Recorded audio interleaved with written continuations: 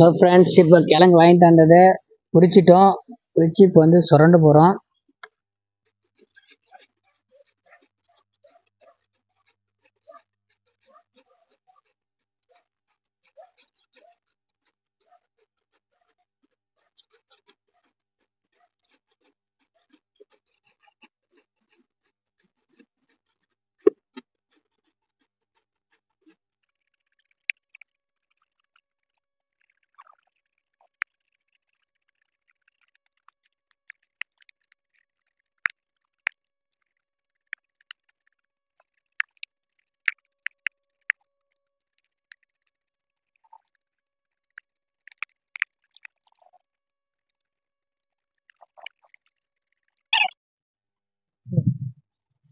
Friends, இப்போ பார்த்தீங்கன்னா ஃபுல்லாக பார்த்தீங்கன்னா கிழங்கு சீவியாச்சு.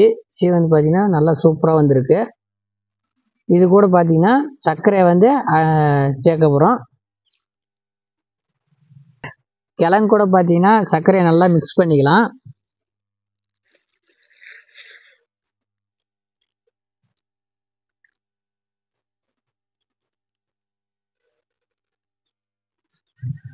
நல்லா கிழங்கு நல்லா மிக்ஸ் பண்ணிக்கலாம், சர்க்கரையும் கிழங்கும்.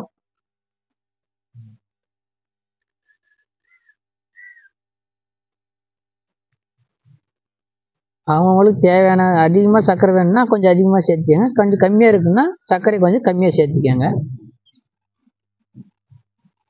எல்லாம் கொஞ்சம் ஒரு 2 மினிட்ஸ் ஆகட்டும், நல்லா மிக்ஸ் பண்ணிவிட்டு அதுக்கப்புறம் ஊற வச்ச மாதிரி கொஞ்சம் நேரம் இருக்கட்டும். அதுக்கப்புறமேட்டு அடுப்பை ரெடி பண்ணி தோசை சட்டியில் நாம் வந்து இதை அடை மாதிரி தட்டி போட போகிறோம்.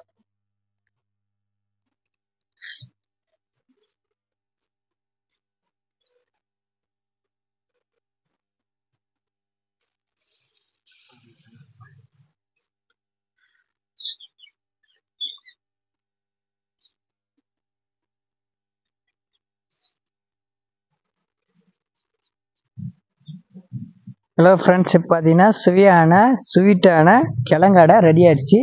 எப்படிக்குன்னு டேஸ்ட்டு பார்க்கலாம். ஃப்ரெண்ட்ஸ், இப்போ பார்த்தீங்கன்னா சாப்பிட்றேன், எப்படி இருக்குன்னு பார்க்கலாம். சூடாக இருக்கு.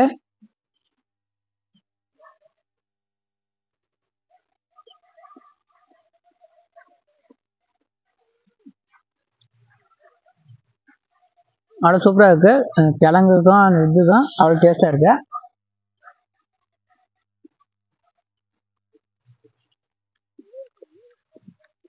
உங்கள் வீட்டில் ட்ரை பண்ணி பாருங்கள். கிழங்கு வாங்கிட்டு வந்தீங்கன்னா இது குழந்தைங்களுக்கு ஸ்நாக்ஸ் மாதிரி ஸ்வீட் அண்ட் ஸ்நாக்ஸாக கூட கொடுக்கலாம். ஈவினிங் டைமில் நல்லா இருக்குது, அவ்வளோ சூப்பராக இருக்குது.